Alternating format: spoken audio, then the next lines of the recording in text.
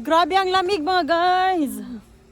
Winter na pala ngayon dito sa South Korea mga guys. Kaya ikaw kung mag-travel ka dito sa South Korea, dapat may kasama ka para may kayakap ka. So anyong, hi everyone. Welcome to Survivor Korean Wife. Babawi talaga ako sa iyo next time mga guys. Alam nyo ba, 2 clips lang ang nakuha kong video mga guys. Dahil pagdating namin sa aming destination, sobrang lamig mga guys. Hindi kami nakadala ng gloves. So kayo, kung kayo mag-travel dito sa Korea, dapat complete gear kayo mga guys. Para ma-enjoy ninyo ang winter dito sa Korea. Alaga nga pala to ng aking asawa, tong mga bulaklak na to mga guys. Tingnan nyo naman, grabe ang sakripisyo ng asawa ko dito mga guys. Para lang sumaya ako mga guys. O diba? Diyan pa lang panalo na tayo. Akala ko sa Pilipinas lang may loto mga guys. Meron din pala dito sa South Korea. O diba? Naglambing si Koreano. Baka nga buinasin. Ano ba yun sa Tagalog? Baka nga swertihin siya sa pagdahilan sa paghag sa akin. Ang hirap talaga mag-Tagalog mga guys. So pasensya na kayo dahil Bisaya talaga ako mga guys. Share ko lang sa inyo mga guys. Kapag naglambing yung asawa ko ay abot langit talaga ang saya ko mga guys. Dahil alam nyo na hindi lahat ng Korean romantic and sweet mga guys. Madalas ang asawa pa ay manusik sa bana mga guys. O diba? Mga mahal kong subscribers. Good morning daw from Paringyong Chan. O diba? Isang sabi ko lang, anak sayaw ka. Ay sas. Perting liwata sa inahan. Perti ka igwil. Ay. May na lang wala na babae. Ay. Pupunta nga pala kami ngayon guys sa immigration kung saan kami malapit mga guys. So bago tayo makarating sa immigration mga guys, ito muna ang makikita natin guys. Ganito kapag malapit na matapos ang autumn season mga guys. Sa mga hindi nakakaalam, kapag autumn season mga guys, so ito ang makikita natin. Yung mga punong kahoy, halos colorful yan lahat mga guys. Tapos kapag malapit na ang winter, malapit na mag-snow, ay manglagas din yan mga guys. Nandito na nga pala kami sa immigration mga guys. Sa loob ng immigration, grabe, sobrang lamig mga guys. Buti na lang naka-ready kaming lahat. Kapag winter mga guys, dapat ready talaga palagi kasi hindi mo alam kung kailan lumakas ang hangin. Nakikita nyo ba guys? Ganun lang po kasimple ang immigration dito sa Korea or yung malapit sa aming bahay. Hindi ko na lang po sasabihin kung saan ang address para sa safety ko at sa aking pamilya mga guys. Sino ang nag-fill up mga guys? So ang nag-fill out mga guys, ang asawa ko. Kaya sa mga nag-asawa dyan ng Koreano, mag-aral kayong mabuti ng Korean. Tips ko yan para sa inyo, advice ko yan para sa inyo. Dahil ako personally, dependent talaga ako sa aking asawa mga guys. So syempre, hindi ko naman naintindihan yung ibang Korean. Basic pa lang ang alam ko mga guys. Ayun. Kaya sa mga asawa dyan ng Koreano na pupunta na dito sa South Korea, mag-aral kayo ng maigi para hindi kayo kagaya sa akin na signature lang ang ambag. O, diba? O, tingnan nyo si paring yung chan mga guys. Isang kiss ko lang ay tanggal lahat ng pagod ko mga guys. O diba? Kitang-kita nyo naman kung gaano kabungis-ngis ang ating paring yung chan mga guys. Kasalanan to ng nanay ni paring yung chan. Grabe talaga mga guys. Until now, hindi pa rin ako makapaniwala na nanay na ako. O diba? Biruin natin si Koreano. Yobo! Where? Year together live. Thank you. More welcome. More welcome. 맞아요? We are winner. No fight. Huh? We always fight. Huh? We always fight. You want to fight? I'm fine. Grabe talaga mga guys. Narinig nyo ba ang conversation namin ni Koreano? Hindi rin namin alam na makasurvive kami and makaraos kami mga guys. Or makaabot kami sa ganitong renewal mga guys.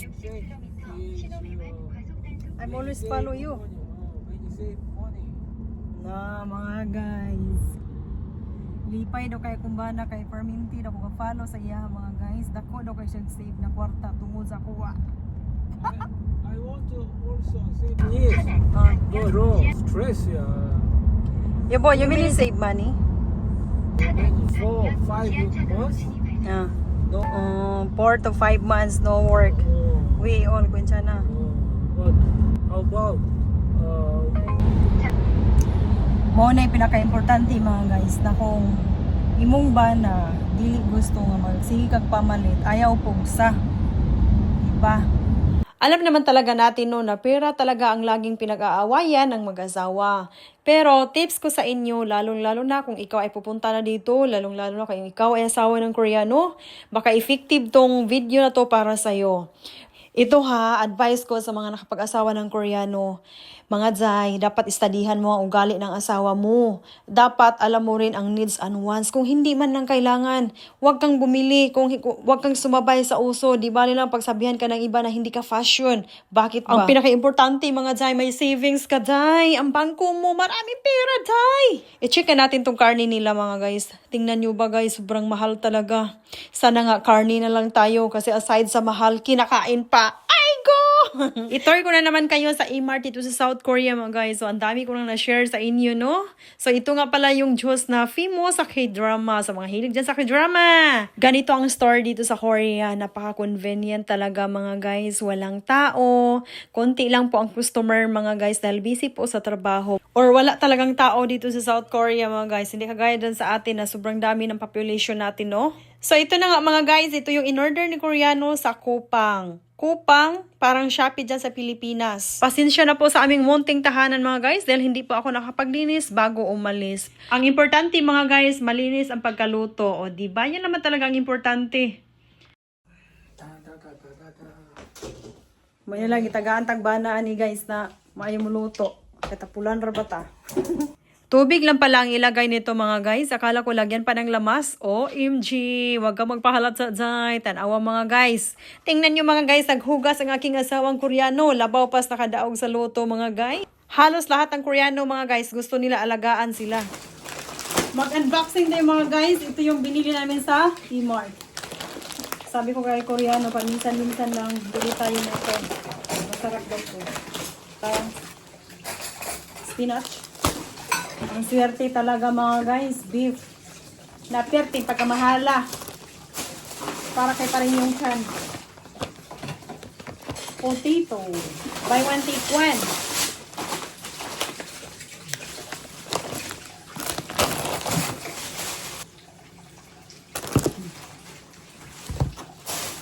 So, ito lang, mga guys, ang aming... Ito nga pala yung potato na binili namin, guys, na buy one, take one. O, diba, nakasave kami. Di, gyud ta maniwang ani, mga guys, dahil ang asawa natin is kaon is life. Ganito talaga ang mga Koreano. Hindi nila kaya isang putahe lang, mga guys. So, share ko sa inyo, kapag bumili kami ng mga karne, mga guys, so ginanito namin, i-separate namin yan, mga guys, para pag pinapalamig, hindi lahat lumamig. 바지 해봐.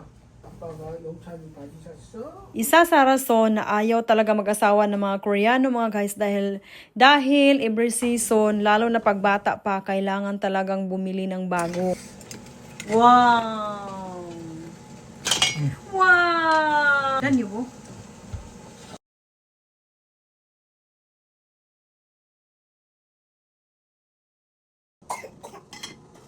Not yet done? Masiso yun po? Matote? 맛있어. Masiso? Ang hirap pala nito bubuksan, mga guys. Akala ko basta-basta lang. Si Koreano nahirapan po, mga guys. Nakita ko din yung vlog ni Bisdak in Korea. Kaibigan ko dito sa South Korea. Shout out sa iyo sa Munim. Nagluto din siya nito, mga guys. Nauna ako sa kanya nagluto nito, pero nauhuli akong nag-upload. Kumuha na naman ng noodles Koreano, mga guys. Ganon talaga mga Koreano. Hindi kontento ng isa lang ang putahe. Nabigla ako, mga guys. Binigla mo naman ako 1 million. Grabe, sobrang saya ko talaga, mga guys. Dahil nga naglambing na naman si Koreano. Ay, balusan po na to. Ay, naunsa. Unsa po yung feeling niya? O, diba? Naulaw? Gibutang na yun ni Koreano, mga guys. Alam nyo ba, guys, na hindi lahat ng Koreano ganito. Madalas halos magpa-servisyo. Jajangmyeon noodles nga pala itong kinain namin, mga guys. Sobrang sarap talaga. Tapos may kimchi pa. Ay, nako. Tapos may Thailand sauce. Ay, OMG. So, kainan na. Kain tayo, mga guys.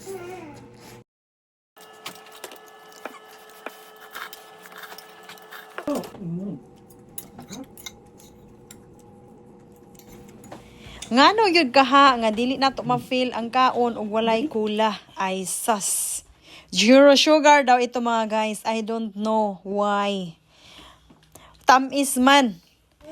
Bihira lang po talaga ako umiinom ng soft drinks, mga guys, dahil nadala na po ako, mga guys. Dalang-dala.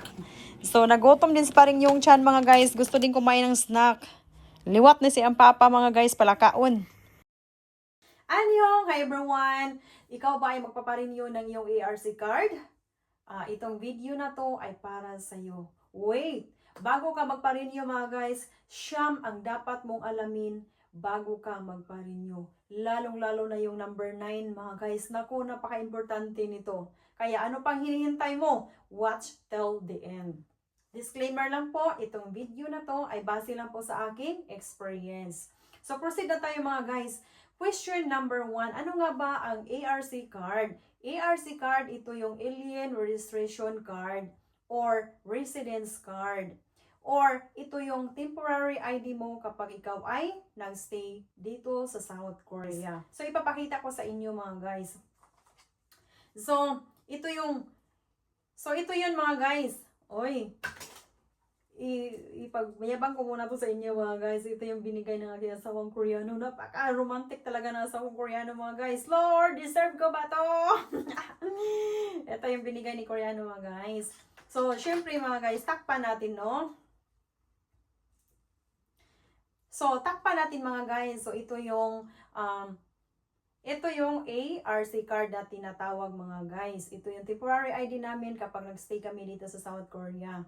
Ito yung kinaguluhan doon sa Facebook mga guys about kay Crystal Fulgar. Na akala nila citizen na daw si Crystal Fulgar. Grabe talaga mga Filipino, no? Ano naman ngayon kung magpa-citizen si Crystal Fulgar? Asawa naman siya ng Koreano, di ba? Pero lilinawin ko lang, kapag ganito pa ang ID mo, hindi ka pa citizen, mga guys. Ano nga ba ang proseso kapag ikaw ay magpapa-renew? So, ang una mong gagawin mga guys, kung saan mo gusto. Through online ba? Or gusto mo bang mag-walk-in? Ayun. So, ako personally mga guys, walk-in ang pinili ko. Then, question number 3. Ano nga ba ang mga requirements na dapat mong dadalhin? Passport mga guys, unang-una passport mo. Tapos itong ID mo, itong old na ARC card mo, ito mga guys, old ARC card mo, kailangan mo din tong dalhin. Tapos mga guys, marriage certificate ninyo ni Koreano. Tapos family relation.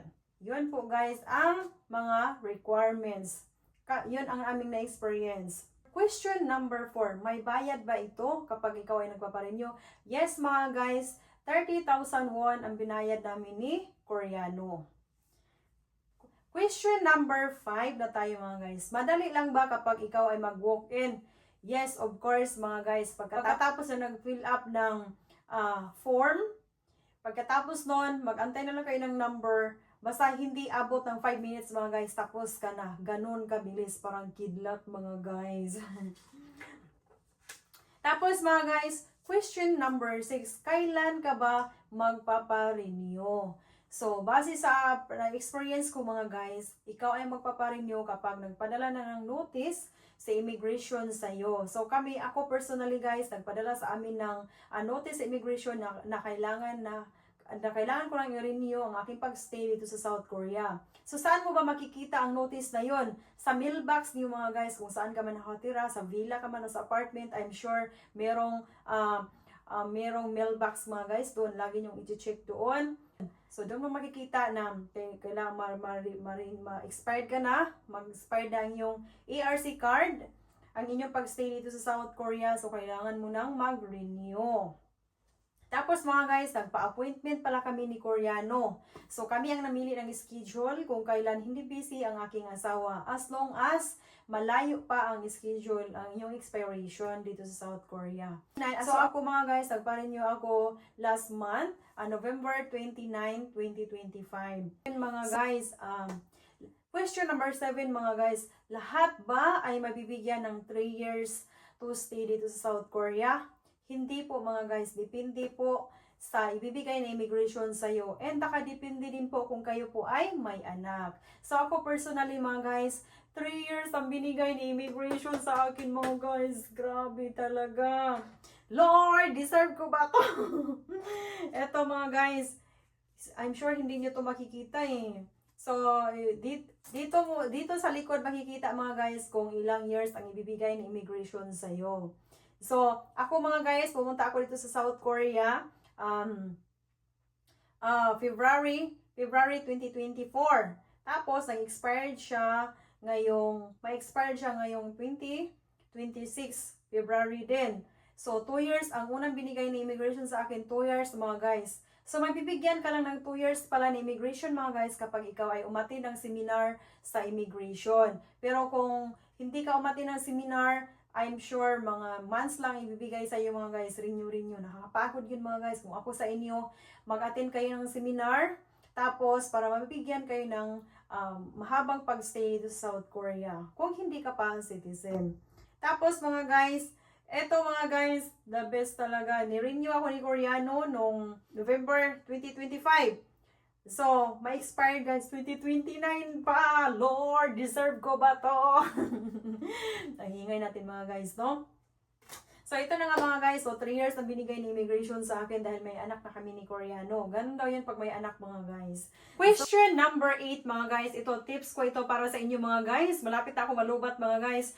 So, mga guys, para i-renew kayo ni Koreano, tips ko sa inyo, dapat magpakabait kayo mga guys. Lahat ng pagtitiis, kung kaya nyo naman, kakayanin nyo mga guys. Kasi nandito na tayo sa South Korea mga guys. Gusto mo bang umuwi sa Pilipinas? Ito ha, na-explore ko lang to sa mga vlogger na naghiwalay sa Koreano. Nagsisi talaga sila mga guys. Dahil alam nyo ba, wala pa silang ipon. Tapos nagipaghiwalay. Tapos uuwi ka ng Pilipinas, magkano lang ang sahod doon, di ba? Malaki ang sahod dito sa South Korea mga guys. Kaya kung kaya nating magtiis tayo mga guys para i-renew tayo lagi ni Koreano.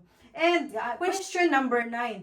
Gaano nga ba ito ka-importante ang ARC card mga guys? Nako mga guys, buong buhay mo dito nakasalalay mga guys. Kaya dapat kapag malapit ka na ma-expired, ipa-renew mo na agad kasi pwede kang mahuli kapag wala ito mga guys. Dahil alam nyo ba mga guys, maraming hulihan ito sa South Korea ngayon dahil marami ang nagtiinti mga guys dahil gustong-gusto nga sila magstay at makapagtrabaho dito sa South Korea. Kaya ikaw dyan, be wise and smart mga guys. So yun lang po ang aking experience mga guys. Sana itong experience ko na effective sa akin, sana sa inyo rin mga guys. So mabuhay tayong lahat na nakapag-asawa ng Koreano, fighting, whiting, o diba? Thank you all for watching. Please don't forget to subscribe, like, and share mga guys. Mag-comment na rin kayo mga guys. And pwede rin kayong mag-suggest kung ano i-content ko mga guys. So yun lamang po. Thank you all for watching. Amping on. Sarangi. Sarangi.